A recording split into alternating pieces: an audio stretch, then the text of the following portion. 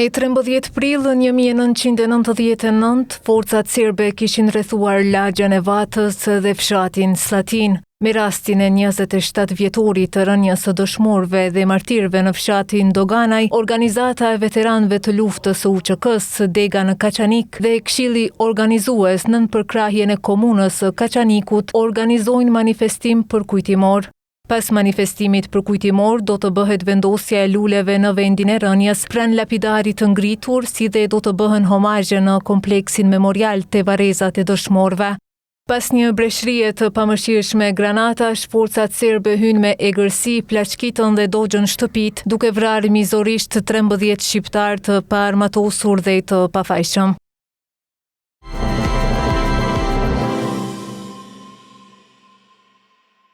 Policia e Kosovës ka njoftuar se një person, derisa ishte duke lëvizur me veturë në drejtim të tij, një veturë tjetër ka shtënë me armë. Në raportin ditor bëhet e ditur se personi i panjohur ka qëlluar me armë në pjesën e pasme të veturës. Viktima mashkull kosovar ka njoftuar policinë se derisa ishte duke lëvizur me veturën e tij, në drejtim të tij nga një veturë tjetër në lëvizje ka shtënë me armë një person i panjohur, duke qëlluar vetëm pjesën e pasme të veturës. Në vendin e ngjarjes ka ndalë një sitë relevante policore ku kanë gjetur dhe sekuestruar 2 gëzhoja. Në konsultim me prokurorin është iniciuar rasti dhe mbetet në hetime, thuhet në njoftim.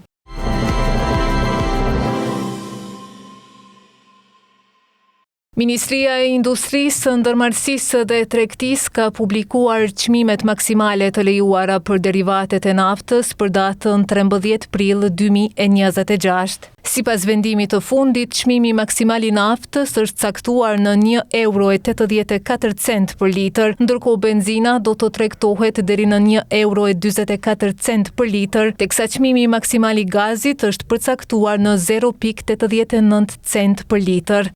Këto çmime janë në fuqi për këtë ditë dhe duhet të respektohen nga operatorët e tregut të derivateve në vend.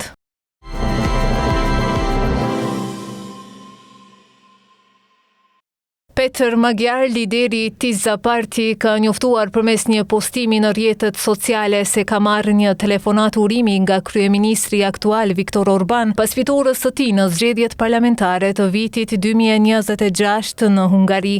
Sipas rezultateve të para, partia Tiza ka arritur një fitore të thellë në të gjithë vendin, duke siguruar një shumicë të konsiderueshme mandatesh në parlament. Kjo shënon një kthes të madhe në skenën politike hungareze, e cila për vite me radhë është dominuar nga Fidesz. Fidesz aktualisht renditet në vendin e dytë me më pak se gjysmën e mandateve krahasuar me Tisan, duke psuar një rënje të ndjeshme në mbështetje.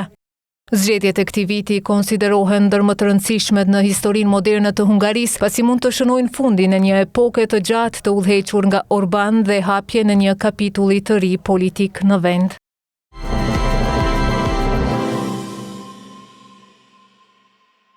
Papa Leo XIV tha se thirrjet e Vatikanit për paqe dhe pajtim janë të rënjosura në Ungjil dhe se ai nuk kishte frikë nga administrata Trump. Kundër përgjigja e papës vjen ndërsa Trump kritikoi atë për komentet e tij ndaj presidentit amerikan dhe vendimeve të tij gjeopolitike.